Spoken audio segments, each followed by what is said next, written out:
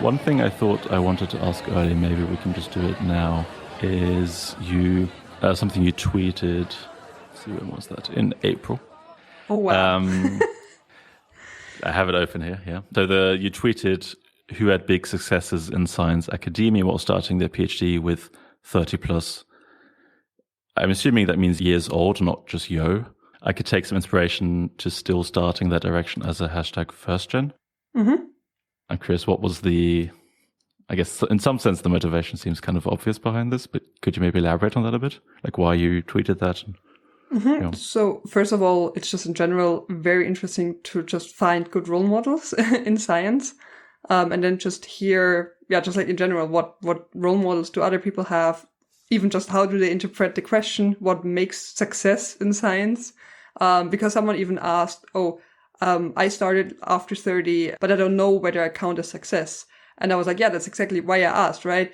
What do you define as success? And if the person says, I'm very happy with my career, then you can, of course, frame that as success. So I'm just in general, just very curious about humans. And then, of course, the personal question is, I'm steering towards the 30 and I haven't yet decided whether I want to do a PhD soon or at all. Probably I will do one, but it's just really threatening. And yeah, I'm definitely first generation academic. I didn't grow up with anyone in my surrounding having a degree. And one of the reasons why then just studying took me quite a while. I mean, I also did many, many things on the side, really like already working. And as you said, like lots of science communication as well. But it really took me so long, partially because I felt like I was not allowed to. Like I felt like others can do it, but I can't do it. Like really going into like doing a PhD. Like for me, it was like, okay, this is like a huge thing.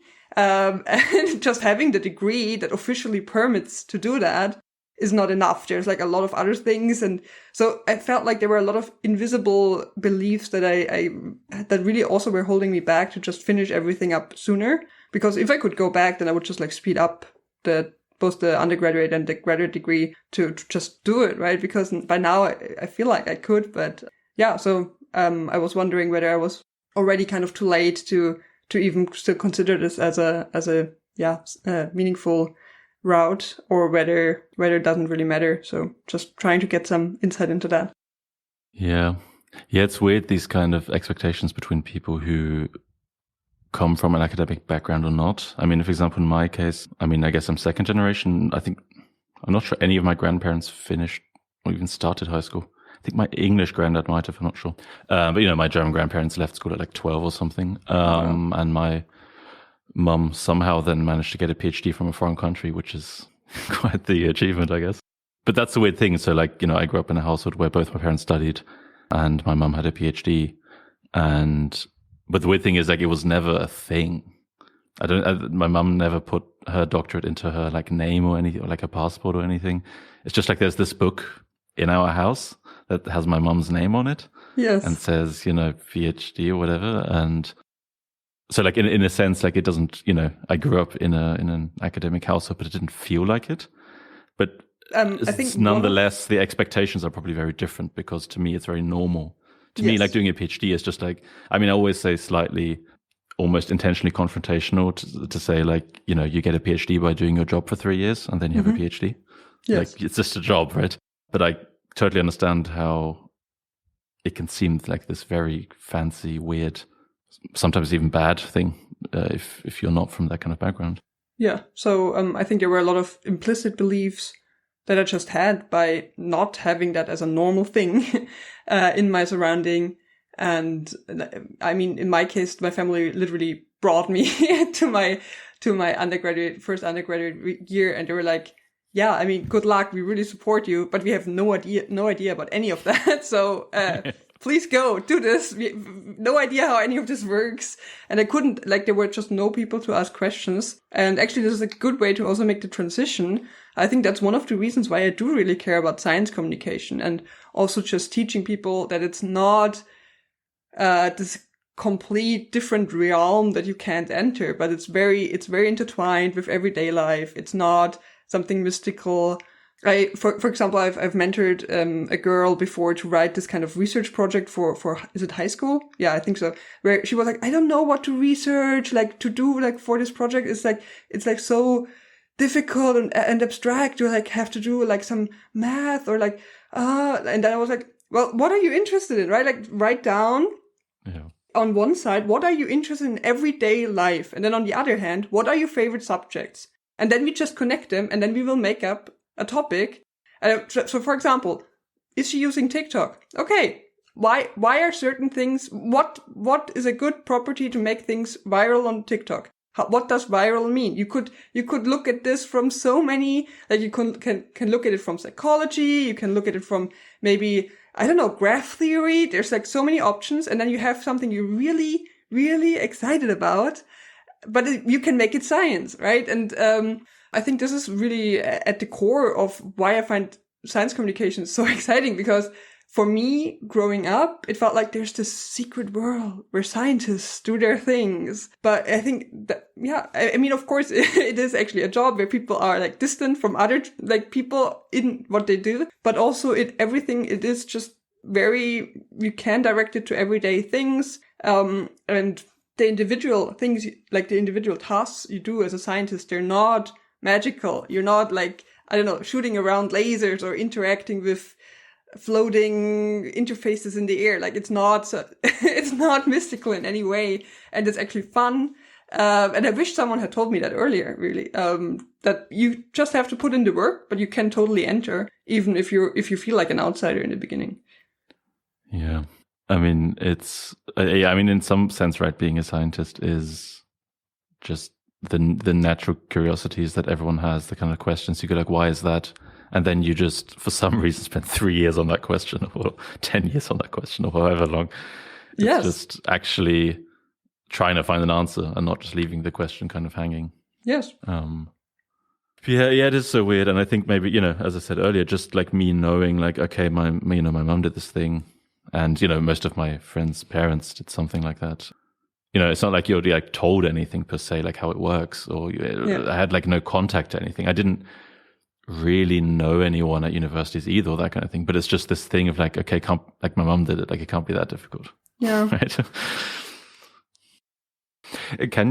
What is your master's exactly? Because I looked it up and it seems to be a bit of an unusual one, right? It's not the kind of standard you're in one place. Or are you in one place for 2 years? It seemed like it was like several universities and... Yes, it's the joint program or the Middle European Interdisciplinary Master's Program in Cognitive Science. So it's my COGSI, Cognitive Science program. And yeah, I think it's 4 universities that built it together. And you have one mandatory Erasmus semester at one of the other universities. Yeah, I found it quite rewarding. So yeah, can recommend it. It's in Vienna, it's at the philosophy faculty, but there's a lot of freedom in the curriculum where you can really choose from basically any other university in Vienna, from the technical to the biological, medical one to the economics one. And yeah, if you can justify how it is related to cognitive science. And then they also work with many, many labs. So part of the first semester was really actually practically doing a lot of lab visits. And they really try to give us a good perspective how broad cognitive science is by showing all the things that are somehow related to this topic. So I think I'm really glad I took it. Okay. Are you still doing it, or you're finished, or what's the status there? I'm currently finishing up my master thesis. So end of the month, I hope to be done. Okay. And you're still doing interviews. That's brave. Oh, why? Well, I don't know. Maybe you're organized, but I spent the last month of my thesis usually frantically doing my master's thesis, afraid of not getting finished. I don't know. I had very hard deadlines. I don't know what I think is different. We don't have any hard deadlines. Okay. No, I had like, this is your day, and if you don't finish, then you... But yeah, can you talk about your master's project, or is that, I don't know, secret, ongoing, whatever? I can. It's a theoretical work on basically bounded rationality. So historically, there has been the great rationality debate in the cognitive sciences between different kinds of research traditions. And currently you would say one is the kind of the axiomatic approach and one the ecological. And I felt like you can really revisit this conflict with newer concepts from artificial intelligence and just really go down on the formal level and look at the assumptions and then just kind of those the conflict and learn a lot from it. And I think it also has practical implications. Can you elaborate a bit on what it means to tackle this from AI? So one easy concept you can, for example, introduce. So big topic, right? Behavioral economics. You have all those topics with heuristics and biases. And then one approach you can take is just really looking, for example, at computational complexity, but also computational rationality, where you really factor into the optimal solution, the cost of computation and the opportunity cost of action, or not acting yet, into any computation you take, basically. And then you already lower the bound of what rationality even means. Because in the cognitive science, you have like this normative idea. You also have it in economics of what rationality means. And by factoring in just like our understanding of computational constraints, you can already look at the whole topic from a resource rational perspective, where some of the so-called or quote-unquote biases already become optimal just by factoring in that you have the speed accuracy trade-off. So that would be one part where you can just basically bring them closer together. But that's, of course, not all. The other question or the other perspective I'm taking is from the approach by looking at the different approaches from the Marian level approach, like the levels of Mar analysis, where there were some debates whether you can use that to reduce one to the other. So some claimed that before, then another side said, okay, this is impossible. And I do agree that you cannot reduce one side to the other level, because that's literally what the levels say, right? You have to have both understandings, and one is not only the other, but it's literally a different level of analysis. I mean, it's a philosophical debate we could have now. But yeah, so I'm just basically arguing through all of this and then saying what this means for practical implications for rationality enhancement. Okay. Briefly, theoretical means you're doing formal models, or you're doing I'm a doing more general language. Discussion kind of. I'm writing it. Yes, it's philosophical. Words. But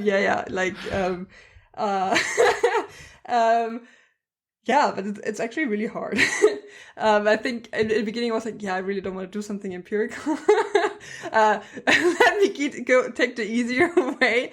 But actually writing is really hard, because you have to really understood everything before you can even start writing. So I think it's very demanding. You have to be very precise in your own understanding. So yeah. And I also think there is really a lot of data in behavioral economics, right? The heuristics and bias tradition went for quite a long while and is still continuing. They're continuously gathering a lot of data. We have a lot of papers on that. And I think just publishing one more result in that perspective doesn't really add. But I think really conceptually adding a lot of things together can really help to just have more meaningful conversations across disciplines. And that's really what cognitive science is for me. Really this interdisciplinary dialogue where you're like, rationality seems to be a topic in economics, in AI, in philosophy, in psychology, but they sometimes seem to have some misunderstandings and also, like, of course, meaningful conflicts. But part of it is really a language problem, like using the same terms to mean different things or the other way around. So I do think conceptual research can really add. Yeah. I mean, definitely. I mean, it's just about you saying the writing is hard. I think when you do empirical work, you always go, oh God, I wish I was doing something theoretical because I didn't have to collect all this data and deal with all of that stuff. But I think at least the writing is pretty easy then, because you have your results and your methods, and that's just a big block of what you're writing about. And then the rest is then almost usually fairly easy to write. Yes. Because you just have this clear core in the middle. Whereas I guess to some extent, how are you dealing with that problem? Because it seems to me like when you're doing something that's purely words, stupid as it sounds, but the kind of thing you're doing, one problem I have with these kind of things sometimes is that you can basically change everything all the time. Like you can, with an experiment, at some point you have your experiment and you have your data, and then you have a clear structure, whereas it seems to me in your case, you could very easily rethink the entire thing from the ground all the time and just end up running in circles. Yes, that is a beautiful analysis that you did of my first month trying to start on this project. And then I had still have a very supportive supervisor that forced me to commit at some point and really be very clear with my sentences of, this is out of scope of this work, which I really have to learn to say, okay, what are the questions I'm actually asking? What are the questions I'm not asking? Yeah, because you can always go deeper and deeper and deeper, and you can always reframe the question. And but I also think just taking time to really have the insight what I'm even talking about, that was just not trivial, because I think the same is with empirical science over time. You can't predict where exactly you will come out. And I felt the same with theoretical work as well, because I was just reading up very broadly. And in the beginning, I just didn't know what exactly I wanted to argue. And it had to just really form over time. So there's this book called On Being Certain, where a neuroscientist writes about... Who's that by? I actually don't... Sounds familiar, but I haven't read it. But his main points are really that, like, you have this feeling of knowing, right? So when you're walking to the house of a friend, then when you're like, oh, I'm not sure whether I remember it, but then when you see it, you're like, that's it. And exactly like this, in the end, you have a feeling like, oh, I think there is something, but you can't get fully articulating it. At least that's how it was for me in the theoretical work. And I really felt like, man, those pieces, they should fit better together. Why doesn't it fit? And then I just, marched on and read everything that's out there. And then over time, the points I exactly wanted to make became clearer. Yeah, it sounds what? It sounds like a lot of work. I mean, obviously everything is. But, So my supervisor has by now said this is better than many PhD theses he has seen. So I think I really didn't do a good job on stopping, like on the optimal stopping problem. So I really went overboard with putting effort into it, because I just really care about the topic. It's very rewarding. I have a lot of insights. I think it's an important topic, and I'm looking forward to publishing it at some point. Yeah. I mean, I'd be happy to read it. It sounds interesting. And it's also a lot of the things you mentioned are not exactly some of the things you mentioned are some things that some people in our lab I've talked about. I mean, there's a PhD student who just started who talked quite a bit about, incorporating the costs of action into these kind of things and how that affects things. And, it sounds interesting. It is. Love it. When I wake up, this is where my mind goes. But you've really found this one thing? Because I think I'm often much more I find something interesting for relatively short time and lots of different things. I feel like maybe through my PhD I am actually kind of narrowing down now. And there is something I'm starting to get, I think, maybe long-term interested in. But it seems like you found that a lot earlier. Right? I mean, even before your thesis, you were doing the map of cognitive science, and it sounds like all of that leads into a similar direction. I think I have a very broad interest there, and so making this map, for example, was very rewarding, and reading just really up on the history of cognitive science and all the main publications, because I think you have to really digest all those different views on similar questions. And in the end, they will, to some point, also inform what you're currently doing, because you can just already say, hey, right, someone has done this before, and then refer to them. And especially the different paradigms, very, very important to understand deeply what they mean. But I think rationality is really, in the term that's used in cognitive science, it is what I'm most interested in. Because, rationality there has two parts, right? It's epistemic rationality and instrumental rationality. So in the end, it has two questions. What do you mean by those two terms? Exactly. That's what I was about to say, which are what is true and what to do. And I feel like, okay, sorry, but if you've answered those two, then you're done.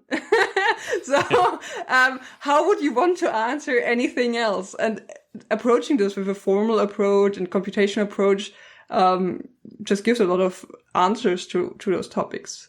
So, yeah. So I found on your website something. I found it. It's like on the first page. I didn't have to look too long for this, but I thought it's kind of, maybe I'll just read the quote and then ask my question. So you say in your website, kind of, I guess, as an about you kind of statement, I care about ideas being applied in the real world, solving problems and benefiting humanity. I often play the role of being an interface between the two worlds. And then underneath that, you have a quote by John Rich, which is, if everybody contemplates the infinite instead of fixing the drains, many of us will die of cholera. So the kind of question I have is, what is your fixing the drains or cholera that you're trying to prevent or solve in this case? So are you aware with the Effective Altruism community? Wow, I listened to your interview with yes, so it's my time to say this again. So I've been kind of oriented towards just solving problems in the world quite early, and then when I got in touch with just like my scientific education, I also heard about this movement called the Effective Altruism movement that tries to really use a very scientific mindset towards questions of how can we do good. And the quintessence for me really is that in other movements, you often have a commitment to a specific cause. Like you say from the get-go, okay, we are here to fight climate change. But the Effective Altruism community tries to basically, collect people together that all want to do good and that all are very critical thinkers, and then think about what are actually the most important problems to fix, because there are infinite many problems in the world. And having kind of triage and figuring out how to prioritize your action seems really important. So I'm actually applying the topic of rationality to the topic of applied ethics there. And I found my space there in founding the Austrian community and basically educating people about those ideas. In the beginning, I was really open to going quickly into more practical roles there, but I felt like this is really quite neglected and many people haven't even heard about this approach. And I feel quite confident that I did change many careers by just educating people that you can take this approach of thinking very critically about where you prioritize your time and energy if you want to take action in the world. So we don't have to go into again, explaining what the whole thing is in more detail. I think, as I mentioned, you did an interview on future fossils, which I'll put in the description, a link, where you explain that quite a bit. But is it fair? So you're more interested in, so what exactly is it? Applying the stuff you learn from rationality to figure out what the best approach is in terms of help, like actually working on the framework of effective altruism? Is that kind of what you mean? Oh, no. I've thought a lot about that as well. But I'm really just educating people in the thinking tools of effective altruism, which is being very quantified in your approach to taking action, to contribute to the world. A very, quantified strategic approach, really thinking backwards. What are the things we care about? Okay, what are, like, size-wise and numerical, what are the biggest things that are currently either risks or problems towards the things we care about? So, for example, if you just look at, so there's this metric you use in health economics. It's called the DALYs, where you try to bring together two negative measures of health in one number. So it's the disability adjusted life years that brings together how much life years are lost because of a disease, but also years lived with disability or loss of quality of life. And by calculating this, you can now make the size of the burden of different diseases comparable globally. And then you get an idea, okay, let's say we care about how healthy humanity is. Then you can get an idea what are actually the biggest health concerns we currently have. And when you really take this global perspective, then you notice that many of the things that are quite large are quite surprising because you didn't even have them represented as a problem because they're either not so fancy to talk about, or they're just in the background, but they're never interesting enough to have them in the media, right? Like availability, heuristic, and so forth. So taking steps like that is very uncommon when you think about doing good. Like really first thinking about how big are actually problems, then how tractable are they, like where are actually resources currently especially needed, to really ask yourself, where am I doing a difference? Because many things, even if you go down that path and do your job well, they have kind of a limited space in the beginning. Like you will not actually make a difference. So for example, I mean, of course you can debate it, and there are certainly edge cases, but for example, if you become a doctor, which is like one career that people associate very strongly with helping others, there is usually a fixed amount of students per year.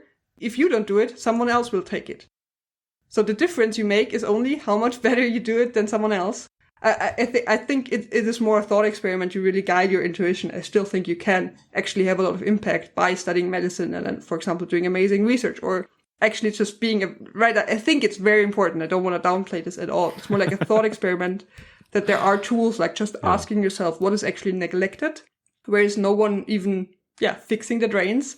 And these are just examples from a huge array of tools that the effective altruism framework really provides in thinking. And I think there are many activists that feel like, okay, I could do more, but I don't even know how to ask the question. And I think there's also many people that are very strategic, but they feel very alienated by the people that are doing activism because they're not bringing those tools and this mindset together. I think that was really where I felt like that's my niche. That's what I did over the last years. Just really doing a lot of outreach, workshops, lectures on these topics. So I'm curious, like how you got started doing these kind of lectures and public talks and that kind of thing, because maybe this is just a completely naive thought I had, or just incorrect thought I had, but when I, first saw that you gave these talks, somehow I assumed like, oh, okay, she's done a PhD and now she's kind of through that, like not opening up, but like, doing this kind of public science work. And somehow I was surprised then. I feel like I would have felt like I was just not qualified, like you must have started in your bachelor's or master's or whatever, right? You must have started like doing these kind of public things fairly early after starting your degree, right? Yes. Actually, I think I already gave talks during my undergraduate, really. Not for money, right? Most of it was really pro bono and just people were interested. And I'm like, of course, sure, I will do it, because I felt like that's where I create value when there's demand. But it all started with just really attending meetups, where there were other people curious about similar things, and then you bring up, oh, I've studied this. They're like, oh, of course, then please tell us about it. And this is now actually the main point I want to make. Yes, I think it is more common to do more public speaking about science when you have a PhD, but I don't think it makes you necessarily better at it. So there's two parts of it. So one is, if you're actually less far away education-wise, you might be better at delivering that content. So I think, for example, let's say only the world best experts about a difficult topic are allowed to talk about it. Then I think their knowledge does not represent their skill to deliver that knowledge. I think some are very, very good at really crossing those huge gaps, but some are not. And then if I'm a beginner and I've not even had any undergraduate training in physics, then I really don't care about any super minute difficulties we have at the edge of science. It just doesn't matter to me. But an undergraduate student that has just finished their course and then summarizes this in a 1-hour lecture, this is just so valuable. And as a beginner, that's way more what I need than the best expert of the world. Right, I think it's two different questions: how much you really know in a global comparison about a topic versus in a comparative kind of perspective. And I think comparatively, you are very, very early an expert to other people, right? So coming from, as I said, this non-academic background, I very early on knew way more about psychology than any of the people that I interacted with before. And there is so much valuable knowledge in just like academic textbooks, and you can just literally sit down, summarize a textbook, find a good narrative to tell it, and this will create a lot of value for many, many people, and I think way more people should do it. Right? There are many public options to talk about things like that, and especially when you read it and you yourself think, wow, this is so cool. I wish I had known that earlier. Then why don't you tell it other people, right? No one is holding you back. And that's the other point I want to make. So especially coming from Germany, I think there's this mindset of at some point someone will tell you, you are now qualified to do this, and you get the certificate, but no one will ever say, hey, you're an expert now. No one will explicitly come to you and say this. And no, you don't need any permission to just talk about things you're excited about. And in the end, a university degree means you've read a lot of textbooks, and you just dive into the research other people have done, and after a certain point you know it, and you wouldn't even officially need the degree. And of course then you can do the same for other topics as well. You can now start reading hundreds of books on a topic, and no one will come to you. You are now an expert. You have to know it yourself.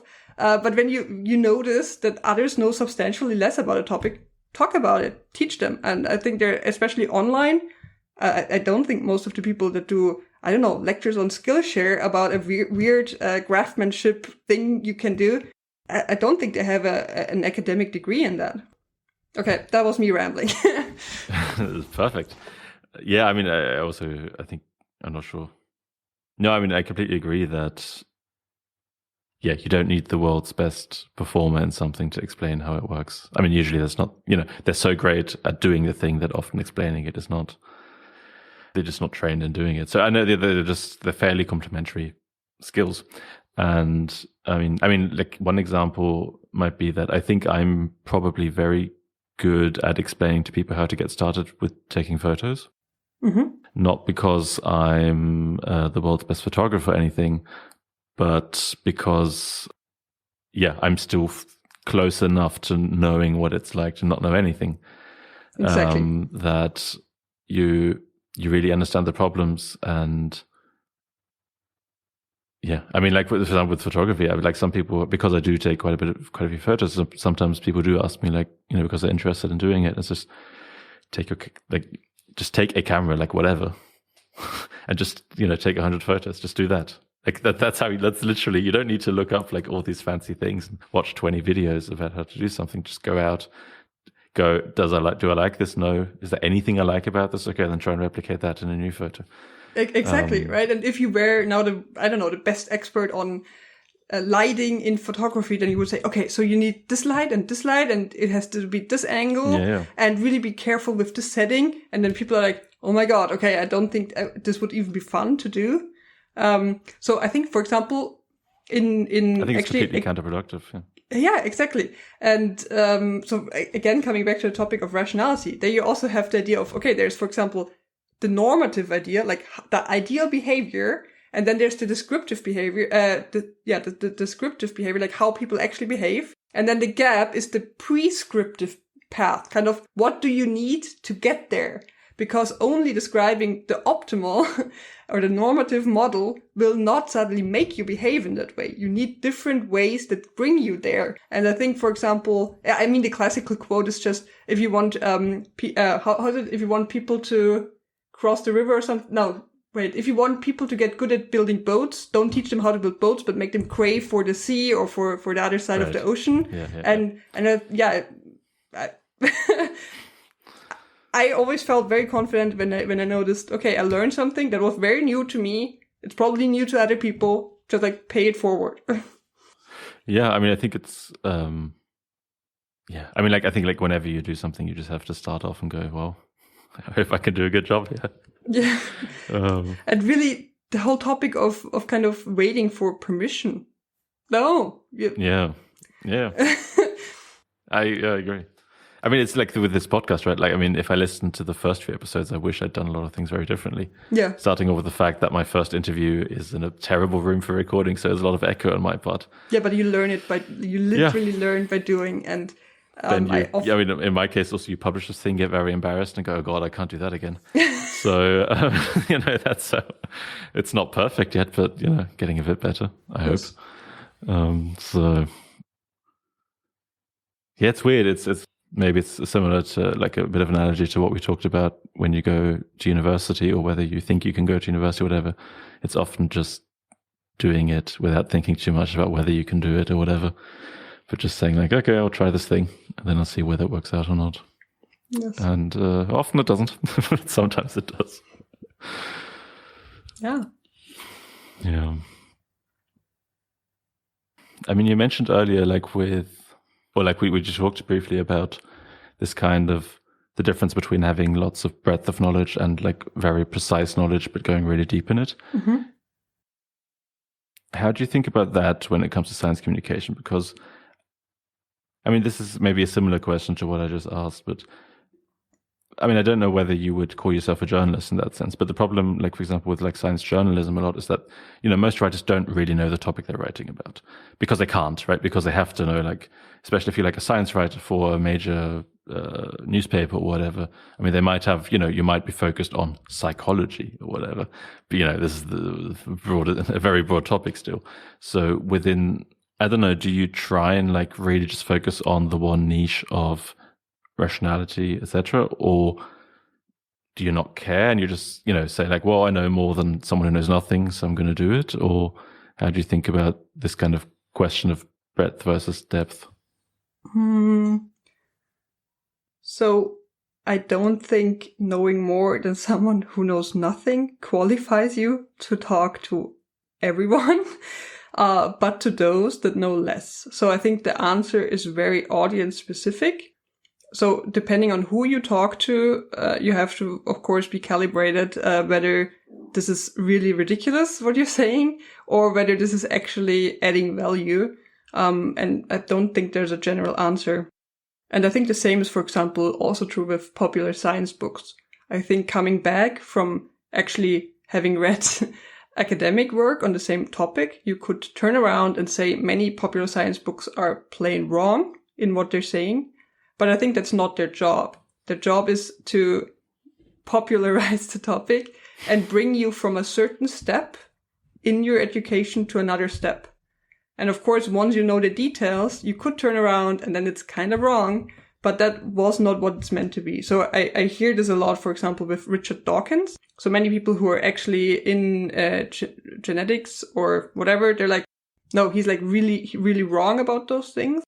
But I think his main job was to explain how evolution can work without assuming there's a God. And first you have to get, for example, all those concepts out. And with that, he did a great job. And then you can start from a more naturalist perspective to go deeper. And of course, once you know the details, the ideas, how he wrote them, might no longer be precise. And you can't always be precise. Depending on who you're talking to, you have to decide what you're leaving out. And I think also in my introduction to effective altruism, I say a lot of things that are not true if you look at them from a different perspective. But that's not like, what does that even mean?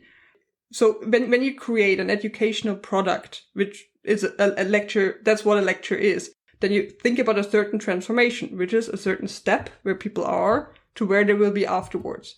And it's not something else suddenly. So regarding depth and breadth, that's what I'm asking myself, right? So who am I talking to? Do I know more than them? Because otherwise, of course, I wouldn't do it because that would just be embarrassing for myself. And you asked another question, I think. Did I? Maybe I can just comment briefly on what you said. Maybe the question will pop up then. But I think that's actually what you said is, also still the case when you're giving lectures to, for example, undergraduates or whatever. I mean, if I remember the teachers that really had an impact on me through the lectures during my undergraduate were not necessarily the people who said, I mean, I don't even know exactly whether they said the most correct things or whatever, but it's the people who just made it interesting. Yes. Who made it seem relevant and fun and cool. And then, of course, you can't like tell complete bullshit while doing that. There's a certain limit. It has to be roughly right. But there's a few people who I thought made it so interesting that I then was willing to put in the energy myself to actually find out what's true in this field and whatnot. And I think, so even Yeah, I wonder like how far that goes, whether you're, when you're giving a talk at a conference or whatever, whether that still applies. But I think in undergrad, it definitely still applies. It's almost more important to make the topic interesting than to be correct all the time about everything. Yeah. I mean, even as a scientist, even after your PhD, you don't know whether you're correct. There's probably also people with PhDs who think you're wrong because just people disagree about topics. So when would you ever start talking to anyone about anything? So that's certainly a thing. And then I do think you have partially just a trade-off about between how fun is it and how precise is it. And you can, of course, make it 100% precise and no one will listen. Then the value of education might still be zero. And then you can just, right? I'm not saying make it completely wrong and only entertaining. That's not what I'm saying. But it's just always about finding a balance between different things. And you can always add, there are special cases here and another here and another here. Or you first create a general picture that makes sense. And if the people like the general picture, they can come back and then add more. And if you just, go an educational journey like this, you will notice it yourself that, of course, often big picture statements are not actually true, but they were still in the context they were communicated. They were just the right thing to do. Yeah, I think, that's a really hard thing to do, right? To know, or maybe it's just ignored often because I think a lot of people, especially scientists, think you have to be correct. That's what it's about. Whereas, it's not an unimportant topic or aspect. But that's super important. I really care about, so like one part of rationality is epistemic rationality. So I'm really into epistemology, and any abstraction you do is a reduction. And every reduction means you're missing something else that is also in there. And now I can come back to the map of cognitive sciences that I did, like with just this information design poster about just like different subjects and disciplines in cognitive science and the main publications. And you could always add more publications that were important, but you have to make decisions and you have to leave things out. And it's always a question of, what is relevant to communicate now? And you just cannot communicate the whole picture because then suddenly you're back to the only thing that represents reality accurately is reality. So then you can go to Wittgenstein and cannot talk about anything anymore, right? So yeah, that would be boring, not talking about anything. No, it's a very good psychotechnology that humanity developed. Writing is also really nice. You're in favor of writing? Okay. Yeah. I mean, so it's like talking, just you don't have to constantly do it. And it's kind of fixed on a page or a screen and it's there as if you were talking, but you're not. And then you can scale it exactly. It's amazing. I'm really glad we have this.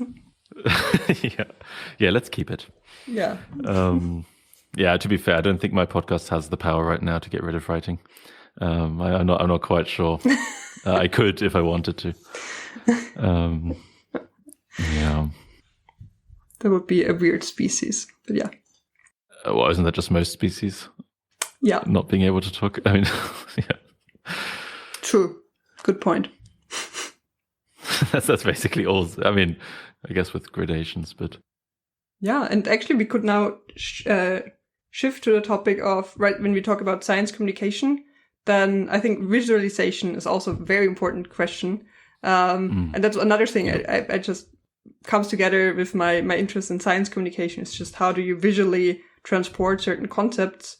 And yeah, as I've said, I've made this poster that just tries to summarize a lot because it really came up because I was basically done with the degree, but I really felt like I'm not done with cognitive science yet. I wouldn't feel comfortable saying I've studied this. And then I just started to dive really, really deep. And I wanted to, again, create a kind of information product for others as well and made this map so that also people could really see this external representation of my knowledge to then tell me what I was missing, right? Maybe there was something completely important that wasn't on my mental map and therefore not on my designed map. So I think there is quite some function in that.